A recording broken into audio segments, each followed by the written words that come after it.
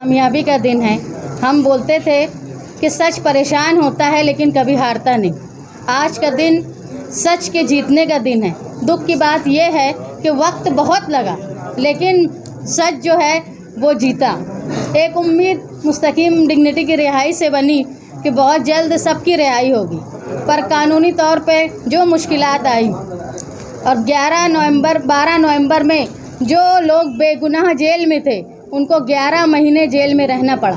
उन्होंने कोई जुर्म नहीं किया था, इसके बावजूद सिर्फ हुजूर की शान में गुस्ताखी के ख़िलाफ़ वो एहतजाज कर रहे थे, जो लोगों का आवामी हक है। दस्तूर ने हमको ये इजाज़त दी है कि हम हमारे गुस्से को पुरअमन तरीके से हुकूमत के सामने बता सकते हैं, और वही काम जो है मालेगांव शहर की आवाम हुजूर के शान में जो गुस्ताखी हुई थी उसके ख़िलाफ़ एहतजाज कर कर बता रही थी। लेकिन कुछ साजिश के तहत लोगों ने, कुछ मामूली लोगों ने अगर कोई गलती की होगी, उसमें बिला वजह मालेगांव शहर के 60 से ज़ायद लोग जेल में रहे, जिनमें से आज तकरीबन तमाम लोग और 1-2 दिन और जिसमें जो बचे हुए लोग हैं तकरीबन सब रिहा हो जाएंगे। हम लोग मालेगांव शहर की आवाम को काबिल मुबारकबाद समझते हैं कि जिन्होंने एक मामूली घर के लोग, जिनको लोग पहचानते नहीं थे लेकिन वो जेल में थे, उनकी खैरियत के लिए फ़ोन करके हम लोगों से पूछा करते थे कि फ़ला अच्छे हैं ना, क्या हो रहा है, कब छूटेंगे ना। ये फ़ख्र की बात है कि जो आवामी तौर पे इतने मशहूर नहीं थे उनके बारे में भी शहर की आवाम फ़िक्र करती थी। जबकि आप देखेंगे कि बड़े बड़े लीडर महीना भर हुआ जेल में गए और महाराष्ट्र उनको भूल गया, लेकिन ये मालेगांव वालों का बड़ा दिल है जो साथी निहाल अहमद साहब ने मालेगांव शहर के लोगों को और हम लोगों को जो तालीम दी थी कि भले ही वक्त लगे लेकिन कोशिश करते रहना चाहिए। जब हम अगर सियासत में है तो ये भूल जाओ कि तुम्हारा जो जिसके लिए तुम लड़ रहे हो वो तुम्हारा है कि नहीं है। अगर वो शहर का है तो वो अपना है, और अपना कोई भी हो उसके लिए तुमको लड़ना है। उसी मिज़दाक को लेकर हम लोग जनता दल की तरफ से और वकीलों की टीम मालेगांव शहर की, साथ ही मुस्तकीम डिग्निटी और जो लोग महरूसीन थे उनके घर के लोग लगे रहे, और अल्हम्दुलिल्लाह आज कामयाबी मिली। बड़ी तादाद में लोग आज रिहा हुए। इसलिए मैं तमाम लोगों को मैं इनकी आज़ादी की मुबारकबाद देती हूँ। और तमाम मीडिया वाले, कहीं ना कहीं आप लोग भी इस चीज़ के हकदार हो कि इन लोगों को लोग आज तक भूले नहीं। उसमें आप लोगों का भी हाथ है कि हर छोटी छोटी तारीख और छोटे छोटे वाक़यात जो 12 नवंबर में जेल में लोग जमा थे उनके ताल्लुक़ से आप लिखते रहे। जो लोग उनको नहीं भूले मालेगांव के, उसमें कहीं ना कहीं मीडिया का भी बड़ा हाथ है। यहाँ से लेके बम्बई तक मीडिया वालों ने कवरेज किया, और जो साथी इसमें लगे हुए थे बिना किसी लिहाज के कि ये मेरा मानने वाला है कि नहीं है। हमको जिस तरह नासिर भाई की रिहाई की खुशी है, हमको वैसे ही साबिर गौहर साहब की रिहाई की भी खुशी है। हम बिना सियासी इख्तलाफ के ये चाहते थे कि भाई जो बेगुनाह है उनकी रिहाई होना ज़रूरी है, और आज अल्हम्दुलिल्लाह बड़ी कामयाबी मिली। हाई कोर्ट से ऑर्डर आने में वक्त लगा, लेकिन इसके बावजूद ये जो लोग जेल में थे उन्होंने बड़ी हिम्मत से काम लिया। मैं 3 मरतबा का लोगों से मिली जेल में जाके, उन्होंने भी बताया कि हम लोग मुतमईन हैं, कोई हम गुनाह करके नहीं आए हैं। इसलिए इनका भी जो जेल काटने का हुनर था वो भी काबिल मुबारकबाद है। 12 नवंबर का जो हादसा हुआ और 60 से ज़ायद लोग जेल की सलाखों के पीछे डाले गए, उस दिन है और आज का दिन है कि मालेगांव शहर की लाखों पर्दा नशीन मेरी माँ और बहनें जो घरों में रोज़ा रखा, दुआएं की, न जाने कितने विर्द किए कि अल्लाह हम लोगों के रिहाई कर दे। शहर के मुअज़्ज़िज़ उलमाए कराम जिन्होंने हर मस्जिद में, हर खानकाहों में, हर मदरसों में, हर मजलिस में हमारे लिए दुआओं का इत्माम करवाया।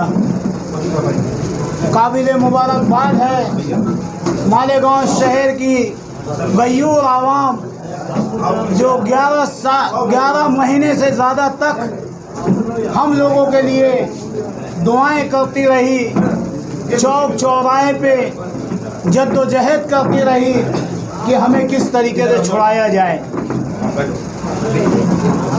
आज 337 दिन हो चुके हैं। इस 337 दिनों में पहले दिन से लेके आज तक हमारे वकला हजरात, हमारे शहर के सीनियर एडवोकेट अजीम खान साहब, मेरा भाई सुनील बकावत जी साहब, एडवोकेट आरिफ मेमन साहब, फारूक मेमन साहब, एडवोकेट आरिफ शेख साहब, तौसीफ साहब, दीगर जितने वकला मालेगांव से लेके हाई कोर्ट तक बिना किसी 1 रुपया लिए शहर के इन लोगों के लिए रात दिन एक किया। मैं इन्हें सलाम करना चाहूँगा शहर की तरफ से कि वाकई में आप लोगों ने हम लोगों के हौसले को बढ़ाया है। और जो खबरें आप लोग अखबार में लिखते थे, हमें न जाने कितने चाहने वाले वो हमें जेल में भेजते थे, तो आपकी न्यूज़ को ऐसे पढ़ा जाता था जैसे कि हदीस पढ़ी जा रही है। बहुत बड़ी कुर्बानी दी गई है।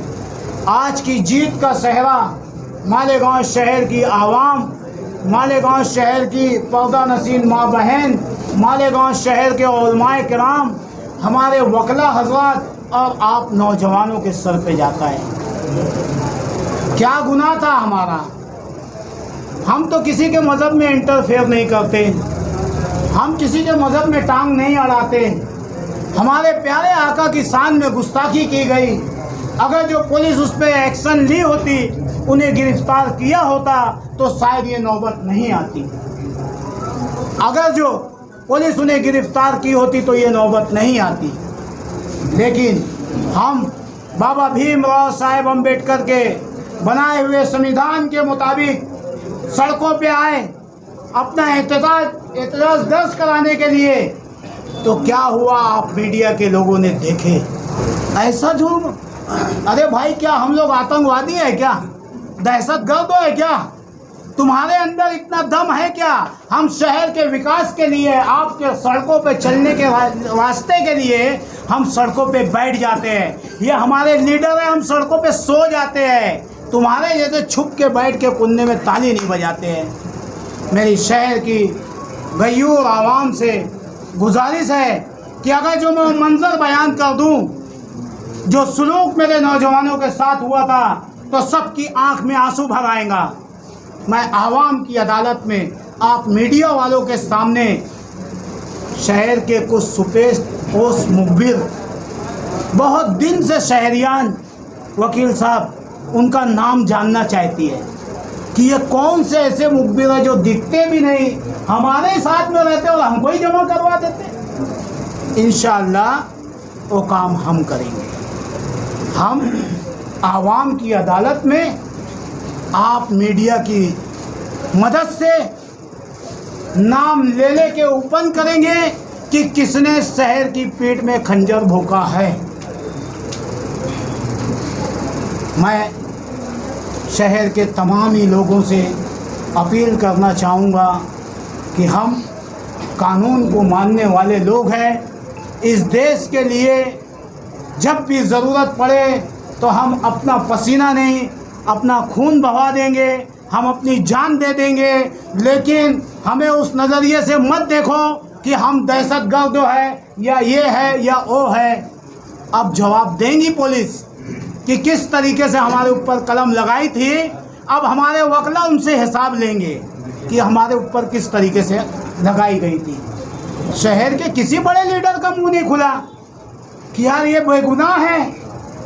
और सर, जुमा के दिन हादसा होता है, रात में 12 बजे से पहले 2 बड़े लीडरों का बयान आता है कि जितने लोग अटक हैं ये गोली बांटने वाले हैं, इनका धंधा नशीली ड्रग्स का है। मेरा धंधा नशीली ड्रग्स का है। जो मेरे साथ सब बंद थे, हम सब कुत्ता गोली और नशा करने वाले लोग हैं। एक शहर का मोहतबर आदमी कह रहा है कि इनके ऊपर कड़ी कार्रवाई होनी चाहिए। आईजी से भी मिलके कहा जा रहा है, आईजी साहब जो लोग अंदर है ये कुत्ता गोली खाने वाले, इनके ऊपर कड़ी कार्रवाई होनी चाहिए।